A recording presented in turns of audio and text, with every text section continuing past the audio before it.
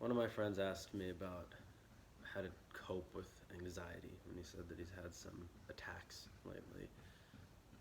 I personally haven't had anxiety attacks, but I've had anxiety. I've had a lot of worry. I've had a lot of fear in my life based upon certain situations growing up with my family and going through divorce and financial scarcity and things like that. And basically, what happened as a result is that my mind ended up populating all sorts of strategies. I bring this up to illustrate the larger point to answer my friend's question. My mind developed all sorts of strategies to cope with that, to move around it, finding ways to make money. The fear in me forced me to study very hard, but also very inefficiently in order to get good grades and go to a good school. I was trying to go to an Ivy League, which did not work out. And basically, it might have actually been a long-term anxiety that I had instead of a short burst. And the compounding of all that anxiety about scarcity and so forth eventually led me to discover the power of now in 2012. And what happened then is I realized that there was a completion of the universe, a completion of existence, which I always intangibly, internally felt there wasn't, right? Like, if you think about the future, let's say I get something I want tomorrow, well, that's good. But then tomorrow will pass, then what about the next day? I'll get something good the next day, and then that'll pass, then something bad might happen the next day, and then that'll feel bad. And within the realm of the the person's life, there's goods and there's bads, and there's no true completion on that horizontal dimension because the flow simply continues. You can't attach to any particular part of the flow. Like if you're in a river and let's say you're in a river going up or down the Mississippi, and you're in Mississippi, and then you go to whatever the state next to that is, and north of that is, you go through Ohio, right? You can't actually attach so long as you're still in the river. Now, my point in bringing that up is to say that anxiety is something that lies and resides completely within the mind. It basically is what happens when you have an intelligent mind that is fearful. It populates all sorts of stuff, and when you're in it, you can't tell the difference between that and reality. It feels real to you. So right now, my mind can perceive that there's trees and a cloud and sky out there. I perceive that, and I perceive it to be real. I'm not disputing that it's real. But when you're anxious, whatever your mind does populate becomes very real as that sky and tree out there, which is actually there. The anxiety becomes very real. And in order to move away from that, you have to get into the now, the present. At this present moment, there's nothing for me to be anxious about. At this present moment, there's no scarcity for me. At this present moment, there's no future to be worried about. Eckhart Tolle talks about feeling your inner body, right? Looking at your hand, and, well, he doesn't say look at your hand, but he says feel the life in your hand. Just feel it. Instead of thinking about the future, feel it internally. You can feel it like this, but feel it. There is a life that's animating this. There's something real happening right now. This hand too. It's in my entire body. My life is in my entire body. When you do practices like yoga, you become more in touch with that. You breathe very deeply and you feel what's going on in your internal sphere. These practices are very helpful to combating anxiety, or rather, moving beyond anxiety. I'd like to view anxiety and other such mind viruses as cancers. And when somebody has a cancer, what an oncologist does is they try to stop the spread or slow the spread. And if they can do that, then they try to eliminate it completely. But an anxiety needs food to continue, and the food is your attention and awareness. If you have a train, for example, let's say you have anxiety train in your mind, and you keep fueling it, it'll keep going. It'll go further and further and further and further. That'll lead to more anxiety attacks, more anxiety attacks. That whole negative reality will become more real. Your body will become more stiff and tense. Reality will become dull. You'll become more like a likely for things for happiness, grabbing low-hanging fruit, anything to get rid of the anxiety, whatever video you need to watch, whatever dopamine you need to consume, whatever stimulant you need to suppress the horrific things occurring in your mind is what happens when anxiety train is allowed to continue. Now, of course, with respect to a real train, if it runs out of fuel, it just stops. The internal fuel a person feeds their own anxiety is their awareness. What am I thinking about right now? Where is my attention going? To stop feeding the anxiety awareness, put the awareness on something else. Into your hand. Into your immediate surroundings, perhaps. Feel your heart, which is always beating. Your breath, which without you trying is always going. Breathe deeply. Breathe nice, fresh air into your body. You can do it now.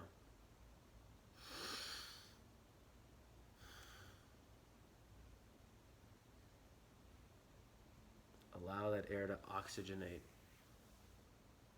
every cell in the body, that the heart is pumping blood all around. Notice that all these vital organs are working in tandem without your having to do anything for it. You have the gift of life every day, every moment.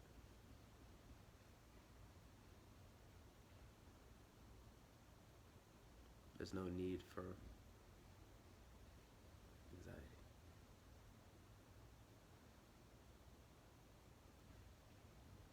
Another thing about anxiety is that the only way that it gets you to buy in is that it makes you think that it's important or it's real. If you think it's real and the things that it's telling you matter, whatever the situation may be, whether it's that you might lose your job, you might get kicked out of school, you might not get into the school you want to go to, you run out of money, your boyfriend or girlfriend will leave you, whatever it may be. It'll take a situation, and there may be a kernel of truth within the thing that it's saying, a small kernel, and it'll turn it into a whole cornfield. Which is to say that pretty much everything that you're engaging with is false. And the kernel of truth, maybe you can handle. Maybe you can do something so that the bad situation doesn't happen. Or you don't think about it at all, and the bad situation does or doesn't happen, it's not in your control, and you accept what happens. Or you don't think at all, and the situation goes away. Anxiety plays on your insecurities. So when you have anxiety and you're able to examine it from above, not from engaging at the level of the thoughts, you want to look at the anxiety like you're a cancer doctor. Not like you're like a cell inside the body trying to fight it. No, you look like a cancer doctor. Okay, okay, the cancer's in the lungs, the cancer's here, the cancer's there. Okay, how are we going to get rid of it? Should we use this treatment, this treatment? That's what the cancer doctor thinks, because he's outside of the body. He's looking at it from above. So similarly with the anxiety, observe it and notice what it is. Notice its patterns. Notice where it takes you. And have surety that you can move past it. Do small practices. Do gradual shifts in awareness.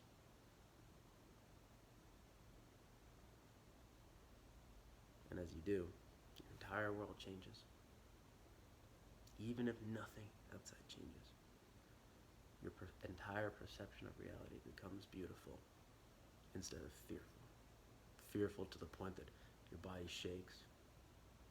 Fearful to the point that you can't stand your existence, your heart may start racing, your breathing becomes shallow. I believe that's what happens in an anxiety attack.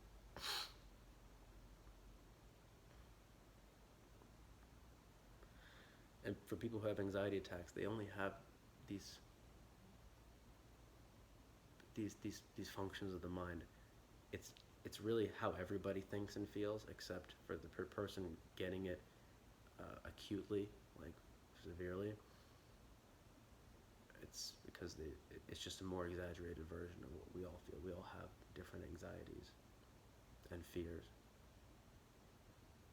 That's all part and parcel of being a fearful, egoic mind. Everything is a threat. Now, this is not to say that there aren't certain things that are threats in reality. It's not to say that the things that you're worried about are not going to happen, or that you shouldn't try to prevent those things from happening. It's to say that from engaging at it from a low level, you're actually very powerless.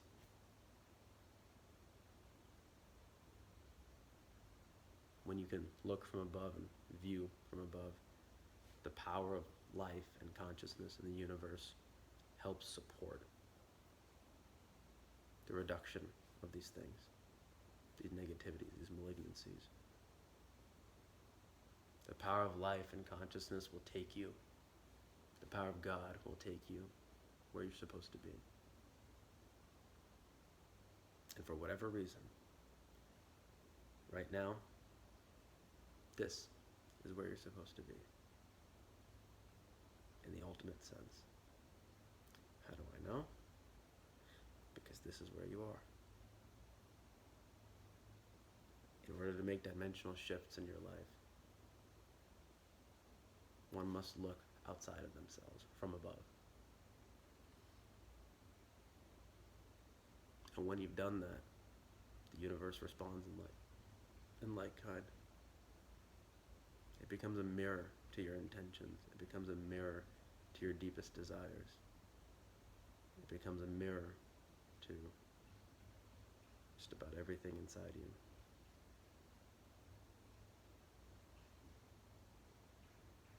So for the person with anxiety issues, view it as a gift. A gift that, because it forces you to examine some things that may be very difficult, that people who operate at a more normal level don't examine. It's like if you think you'll fail a test and you study really hard, then you get the best grade. That's not really an exciting example, but the principle is the same. Because you've had such anxiety, you can then evolve into something much, much, much bigger and better and greater. Eckhart Tolle had extreme anxiety until he was 29. It got so bad that he decided to kill himself. And he had an awakening at that point. Now he's enlightened. And now he teaches spirituality. So there is always hope in the universe. There's always hope for someone's life. And if one can believe that, if one can trust that, and not be skeptical, everything will then follow the energetic charge of their belief. Everything will then follow what their desires want, their true desires. Then the whole question of anxiety and so forth is just something of the past. Eckhart says that when he thinks about who he was before, when he was an ego, when he had an ego, it's like he's talking about a different person or a past life. He as he is now has no anxiety, and the person who was anxious has nothing to do with him. So, if one can shift the paradigms internally, if one can look internally, if one can feel their body and divorce attention from their anxiety, amazing things they couldn't even imagine can then sprout up.